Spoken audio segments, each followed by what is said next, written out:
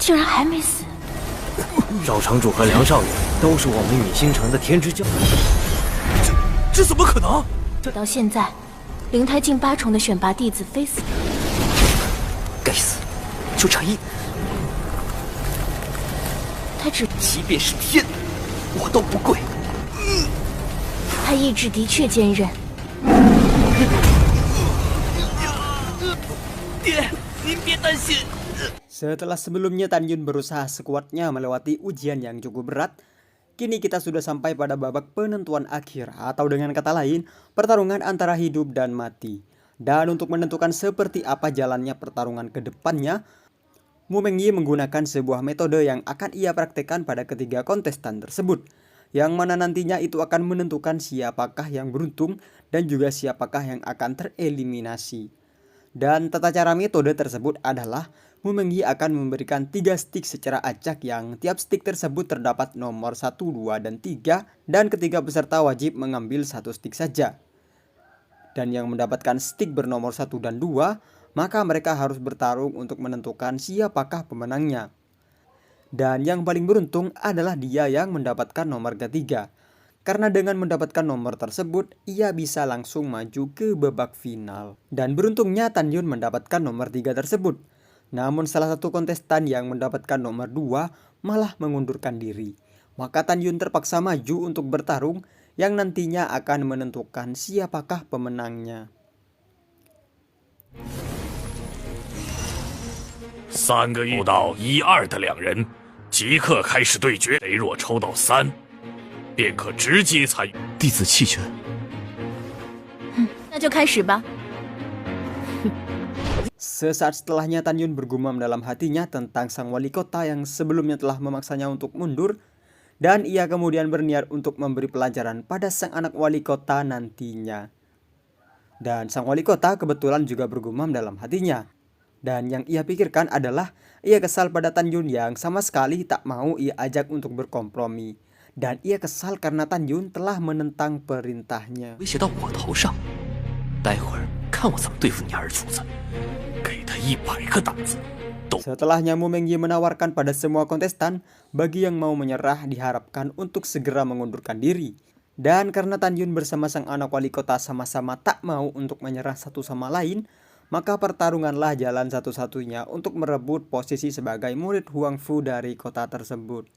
Saat dalam arena, Tan Yun bergumam bahwa ia kini tak bisa menggunakan pedang fana untuk melawan sang anak wali kota, yang mana jika ia bisa menggunakan pedangnya, kemungkinan ia bisa mengimbangi sang anak wali kota.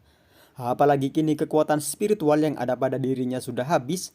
Tak hanya sebatas itu saja penderitaannya kali ini, karena langkah Dewa Hong Meng pun tak bisa ia gunakan di pertarungan kali ini.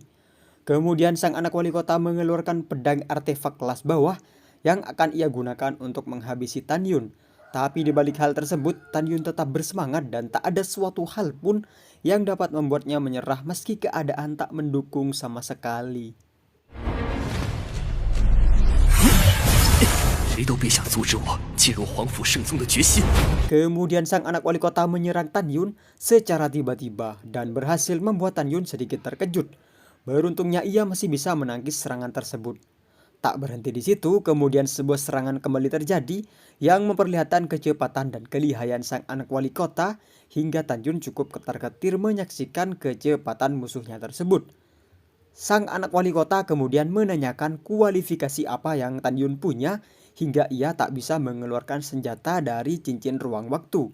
Namun Tan Yun tak berniat menjawabnya untuk fokus terhadap pertarungan.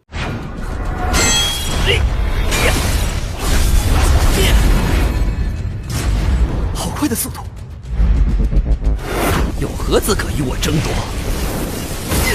Lagi dan lagi sang anak wali kota menyerang Tan Yun dengan kecepatannya dan berhasil mengenai perut dari Tan Yun. Tak berhenti di situ, sabetan dari pedangnya kemudian hampir saja mengenai Tan Yun.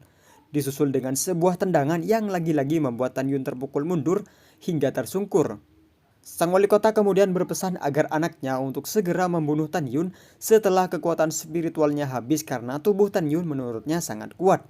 Namun sang anak wali kota tiba-tiba merasakan kesakitan yang nampaknya ia juga sedang terluka yang mungkin saja akibat dari serangan tak terduga. Tan Yun kemudian bangkit dengan mengatakan bahwa sang anak wali kota tak akan bisa membunuhnya, dan ia mengatakan agar sang anak wali kota tak banyak omong seperti ibu-ibu arisan.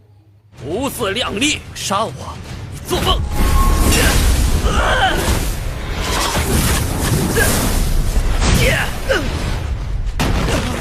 Sang wali kota lagi dan lagi kembali bergumam dengan mengatakan ia tak akan melepaskan Tan Yun meskipun Tan Yun menyerah dari pertarungan tersebut. Dan Mu Mengyi mengingatkan jika sampai kehilangan nyawa, semua usaha mereka akan sia-sia meskipun tujuan mereka adalah untuk memasuki sekte suci Huangfu. Tan Yun kemudian mengatakan bahwa ia tak akan menyerah dan ia sepenuhnya mengerti tentang apa yang dikatakan Mu Mengyi. Sang anak wali kota kemudian terbang untuk menyerang Tan Yun dari atas, dan Mu Mengyi mengatakan kecerobohan bisa menyebabkan sebuah petaka. Para penonton kemudian menunjuk ke arah sang anak wali kota yang terbang dengan keheranan, lalu ia mengatakan agar Tan Yun cepat mati saja. Tan Yun kemudian menggunakan teknik matanya kembali, disusul dengan musuhnya yang mengeluarkan ilmu pedangnya hingga ia terdiam, dan sang wali kota mengatakan agar ia tak diam saja dan segera membunuh Tan Yun. Namun sang anak wali kota tak bisa berbuat apa-apa hingga ia terjatuh, dan sesaat sebelum menyentuh tanah, ia melemparkan pedangnya pada Tan Yun hingga mereka jatuh secara bersamaan. 那就去死吧！跟你拼了！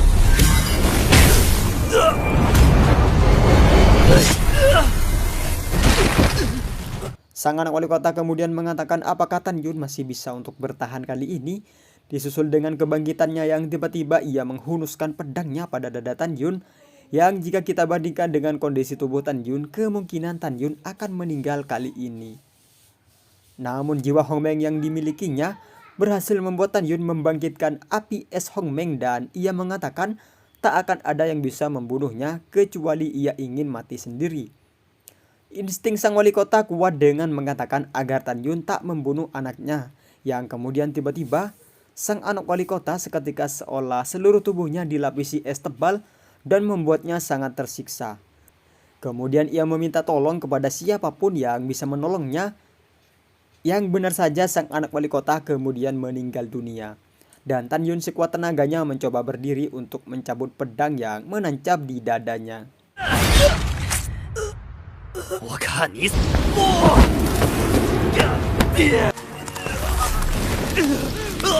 Para penonton pun seolah tak percaya dengan mengatakan apakah sang anak wali kota benar-benar mati.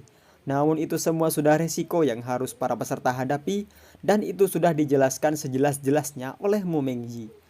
Sang wali kota kemudian mengatakan agar anaknya jangan khawatir dan ia bisa pergi dengan tenang, karena ia akan memberitahukan kematiannya pada sepupunya dan mengirim seseorang untuk mengabarkan hal tersebut. Kemudian Mu Mengyi naik ke arena dan mengatakan bahwa ia terlalu meremehkannya, dan sang wali kota berniat melaporkan kematian anaknya pada sepupunya agar sang sepupu membalaskan dendamnya pada Tan Yun. Tan Yun kemudian memberitahukan namanya pada Mu Mengyi setelah ia menanyakan namanya. Dan setelahnya Mu Mengyi pun mengumumkan kemenangan dari Tan Yun terhadap sang anak wali kota. Dan Tan Yun lah yang kini akan menjadi murid sekte suci Huangfu. 我的儿啊！让你大哥给你报仇！ 他不但不鲁莽无知，且还是坚毅。即刻起，便是我皇府圣宗。 Mu Mengyi kemudian mengingatkan pada sang wali kota bahwa ia dilarang untuk membalaskan dendam, terlebih pada keluarga Tan Yun, dan ia harus merelakan kematian anaknya. Karena semua murid yang berpartisipasi dalam pertandingan tersebut harus mengikuti aturan tertulis. Dengan terpaksa sang wali kota mengatakan bahwa ia mengerti akan peraturan tersebut, meskipun dalam hatinya pastinya sangat membenci Tan Yun. Mu Mengyi kemudian mengatakan bahwa ia akan mengantar Tan Yun yang saat ini terluka parah. Tan Yun kemudian mengatakan bahwa ia baik-baik saja, dan kemudian ia berterima kasih pada Mu Mengyi. Namun keluarganya di rumah sudah pasti sangat menunggu kabar darinya. Lalu Mu Mengyi mengatakan agar Tan Yun tak khawatir akan hal tersebut, karena sudah dipersiapkan seseorang yang akan mengantarkan kabar untuk orang tuanya, yang kemudian Tan Yun beserta Mu Mengyi menaiki angsa raksasa milik Mu Mengyi. Dan orang tua lawan dari anak sang wali kota kemudian menanyakan tambang yang dijanjikan sang raja, Dan karena kasihan, kemudian ia mengucapkan bela sungkawanya pada sang raja. Namun sang raja kemudian memanggil pelayannya dan menyuruhnya untuk menyampaikan pada Xiu Er tentang kematian anaknya. Yang kemudian sang pelayan mengiyakan kemauan sang raja meskipun sebenarnya itu dilarang oleh sekte suci Huangfu. Dan akankah sepupu dari sang raja akan memburu Tan Yun? Ataukah sekte suci Huangfu akan mengetahui kelicikan sang raja tersebut, kemudian menjatuhkan sanksi atau bahkan hukuman pada sang wali kota? Dan jawabannya akan kita lihat pada episode berikutnya. Maka dari itu jangan lupa untuk menekan tombol subscribe di bawah agar tak ketinggalan dari alur cerita Donghua yang tadi kita lihat ataupun series dari Donghua-Donghua lainnya. Seperti biasa, terima kasih dan juga matur sekelangkong.